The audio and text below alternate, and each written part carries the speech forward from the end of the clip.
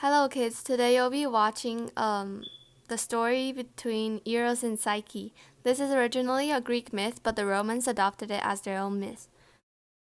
So once upon a time, I know, standard love story setting, but once upon a time, there were three princesses, and one of them was specially beautiful, and she was Psyche.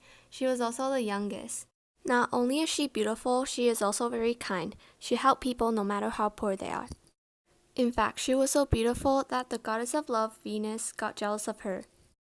In fear of what the goddess might do to them if they pay attention to Psyche, all the young men in the kingdom avoided Psyche whenever possible, and none offered to marry her. Her two sisters married finally, but Psyche stayed at home with her father. Psyche could not remain at home forever, though. In those days, girls had to marry someone, probably because they're not strong, independent women like Andrea Chen. Anyways, her dad consulted the oracle for guidance. You know oracles. Who knows what the oracles actually said? But what the king heard was that his beloved daughter should prepare for her death. Now you will probably think, the king might save his daughter. But no, sadly the king took Psyche to the edge of a cliff and left her there. In despair, Psyche might have leaped for her death, and the story ends here. Just kidding, before she could, she felt herself lifted into the air. Zephyrus, the gentle west wind, took pity on the girl and gently carried her to a faraway palace, home of his good friend, Eros, the lonely god of love. Eros was a handsome young man, but he had a pair of very big wings, and he didn't want to scare Psyche. He made himself invisible and warned Psyche if she valued his love, not to try to catch a glimpse of him. Psyche was treated with great gentleness and good company and much laughter, and soon fell in love with her invisible boyfriend. For some time they were happy, but Psyche longed to see her family. Eros finally agreed to invite her two sisters to his palace.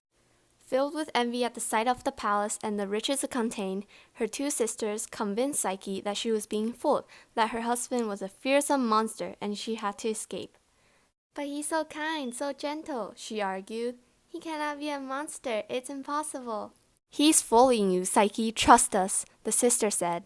They returned home, dissatisfied with their own lives and jealous of Psyche's. Psyche cried and cried. I don't even know why she cried, but she cried. So one night, she took a candle in one hand and a dagger in another. Since I can't draw a dagger, I just drew a kitchen knife. And crept into her husband's room. Instead of a monster she expected to find, she saw Eros, a handsome young man with two white wings. She was not afraid at all. Apparently, though, a drop of wax from the candle she was holding fell on the god. Personally, I think it could be Psyche's drool since, he's just too beautiful. But he woke instantly and he saw Psyche leaning over him with a kitchen knife. A dagger in her hand. What? He was so shook. But with great sorrow, he spread his wings and flew away. Psyche crumbled to the floor. How foolish she had been to listen to her sisters. She ran outside to the river. She threw herself into the river. Committing suicide again? She expected to drown, but Pan, the god of shepherds, pulled her safely from the water. Venus is the goddess of love. Ask for her help, Pan advised her. Psyche prayed for Venus for help. Venus was still jealous. She pretended to help her because she was, after all, the goddess of love, but gave Psyche tasks to prove her love for Eros that no mortal could possibly accomplish. Yet, Psyche accomplished task after task. Well, that's not because Psyche is brave. That's because, although she did not know it, she was helped by invisible beings sent by Eros who loved her still and watched over her. At last, Venus told Psyche her final task was to retrieve a box from Underworld, a very special box filled with things that she could make herself so beautiful that Eros would fall hopelessly in love with her. You might think Psyche would be excited. This was her last task. But Psyche knew she had to die to enter the Underworld. It was hopeless. Suddenly, she heard a voice speaking softly in her ear. It warned her of dangers ahead and what she had to do to retrieve the box without dying. The voice was very clear. Here is what she had to do. Number 1, she had to have a coin ready for the toll to the underworld. Secondly, she had to bring 3 pieces of sweet bread to give to Cerberus, the 3-headed dog. Number 3, she cannot eat anything, not even anything, down in the underworld, not even a seed. Number 4, once she found it, she had to bring the box to Venus without looking inside. She did everything she was told, and she arrived back safely. She waited for Venus to show up, and meanwhile, she was curious as to what was in the box that would make Eros fall in love with her. So she opened the box just to have a tiny peek inside. Instead of finding something beautiful though, toxic clouds poured out and she dropped dead.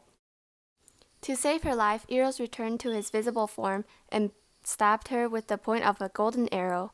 Just kidding, he only poked. She awoke immediately. Psyche, what am I gonna do with you? Will you never learn? I have learned, Psyche said softly. I've learned that I love you. Eros gathered her into his arms and flew them back to his palace. It took a while, but Eros finally convinced his mom, Venus, to accept Psyche as his wife. With Venus's help, he convinced Zeus to admit Psyche to the ranks of the immortal gods. They had a party, and as for Eros and Psyche, they lived happily ever after. The end. Thank you for watching.